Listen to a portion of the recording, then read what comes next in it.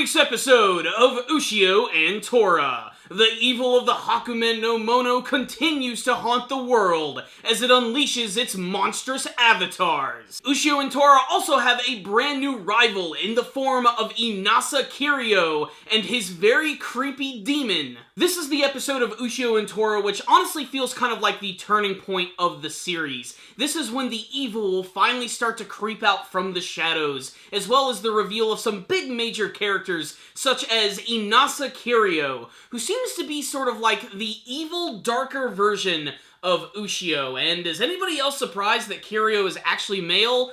Dude looks like a lady. That being said, I really do like the character of Inasa Kirio. It seems like he's going to be one of the more interesting characters we've seen from the show, especially because just like Ushio, Kirio also has a demon that follows him around. It goes by the name of Queen, and I'm not quite sure what this thing is supposed to be based on. It literally looks like a villain from like a Sonic the Hedgehog game. Scratch that. It looks like a villain from Nights into Dreams. That's what it reminds me of. Did anybody ever play that game? It was pretty awesome.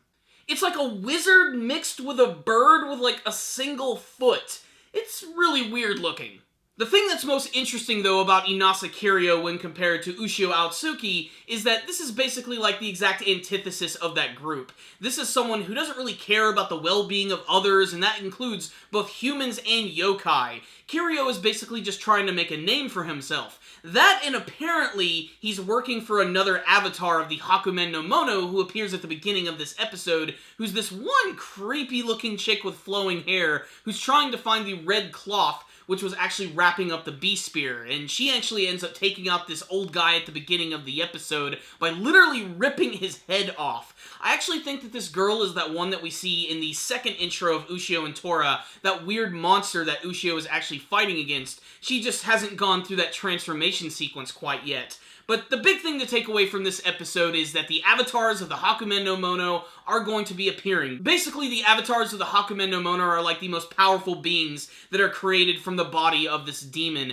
and they can take a lot of different forms. The one that we see in this episode is this giant bug creature with big scythe hands, and its body almost kind of looks like the tail of the Hakumen no Mono. This thing is so powerful it almost completely demolishes the entire Kohamai sect, and it's not until the heroes finally arrive that they're able to stop this thing. And of course because of Hisaki Mikado, who decides to use the last ounce of her strength and life to basically seal this thing away and transform it into this giant stone concrete monster. But basically the entire time while all of this is going on and everybody is fighting, you have Kirio who's watching on the sidelines, using her demon to keep Tora busy. While all of this is going on, Kirio is actually watching and has his demon attack Tora so that they can keep Tora busy, and basically Kirio is waiting for the perfect opportunity to strike. When this giant avatar of the Hakumen no Mono is finally turned to stone, that's when Kirio jumps in and destroys it with one slash of his giant scythe, which goes by the name of the Elzar Scythe, which apparently is pretty powerful and might even be, like, on grounds with the Beast Spear. It might be sort of like, again,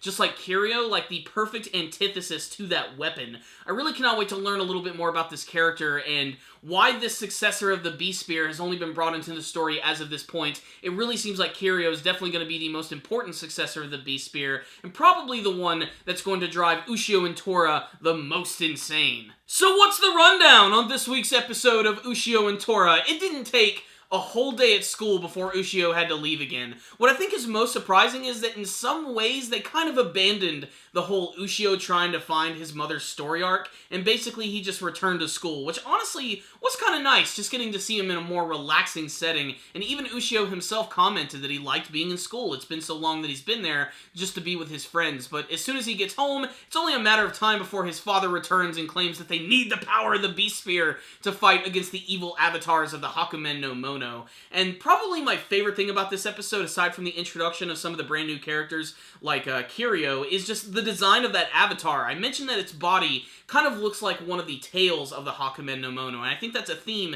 that's going to be carried over into the other avatars that we see. Like, it's going to have like certain portions of its body parts, or maybe like the white fur. I think that looks really awesome, and the attacks it did were pretty cool, especially because it deflected this like big special attack that all the priests were using, which is like this big like full moon technique, which is basically like a binding barrier spell, and it looks really messed up when it actually like throws it back at the humans, because sometimes it's just going directly through their body, sometimes it's completely like just going right down the middle of them, and it looks really painful. Even Ushio has a really tough time against this thing, and it's really up to the head of the Kohamai sect to actually take this thing down. And of course, she does pass away. Kirio is completely indifferent to this, where Ushio is being very emotional about it, just again demonstrating that these characters are very different from one another. At the end of the day, though, this was still a pretty exciting episode of Ushio and Tora, where a lot happened and, like, nothing happened all at the same time. Like, we have a lot of new characters introduced in this episode. We have the death of an extremely major character, and this is definitely going to be the moment where things start to get a little more serious. Because now that the leader of the Kohamai sect is now dead, they're probably going to have to try and find a replacement, and I'm sure there's going to be a lot of higher-up priests who are going to be vying for that job. I can't wait to see what, like, this is going to do for the rest of the series, how it's going to sort of shake things up. Because now that we've seen one of these monsters just appear from nowhere, we're definitely going to see more. Probably even more crazier things from here, as we're getting closer and closer to the conclusion of the series. I really cannot wait to see how they're going to wrap it up. But we still need a lot of things explained. Like, I still want to know Tora's backstory. I still want to learn a little bit more about the history of the samurai and him actually, like, sealing Tora away. I want to learn a little bit more about Ushio's mother and everything. Obviously, the woman that you see in this episode, the old leader of the Kohamai sect, I believe that she was basically the second one who was running the barrier, and now it's basically Ushio's mother who is now doing it. So in many ways, it's kind of like him meeting his grandma in this episode, and that's the sense that I got from what they had this interaction in this week's episode. It was really well done. It was a very heartwarming scene before things got really serious, but also at the same time, it also just showed that this girl is probably going to get killed, and that's pretty much what happened. At the end of the day, though, this was a pretty exciting episode of Ushio and Tora, one that fans of the series should definitely miss, as there are some important developments with some new villains, some new heroes, maybe some new anti-villains. I can't wait to see where they're going to go from here, because I didn't predict that one of the successors of the Beast Spear was going to be something like this. It was a very strange episode, but it was still a very good one. I really like this one, and I can't wait to see where they're going from here. So, good episode, not a perfect one. I think the pacing was a little off and not too much happened, but everything that did happen was incredibly important. So this is definitely a must-see episode of Ushio and Tora. So I'm going to give this week's episode a 4 out of 5. Check it out, Ushio and Tora fans. Whether you're reading the manga or watching the anime, check out this week's episode. You might see something you like. Before you guys leave today, make sure to tell me what you thought about this week's episode of Ushio and Tora. What did you think of the brand new character of Kirio and the weird demon that's hanging out with him? What's his big plan? Are they trying to snuff out the Beast Spear and destroy it along with Ushio? Are they all just working for the Hakumen no Mono? What do you want to see from the rest of Ushio and Tora? Please tell me in the comments section below. Thank you guys for watching this video. Make sure to like it, share it with your friends, and subscribe to the channel. Thank you guys again for watching, and as always, stay dandy, baby!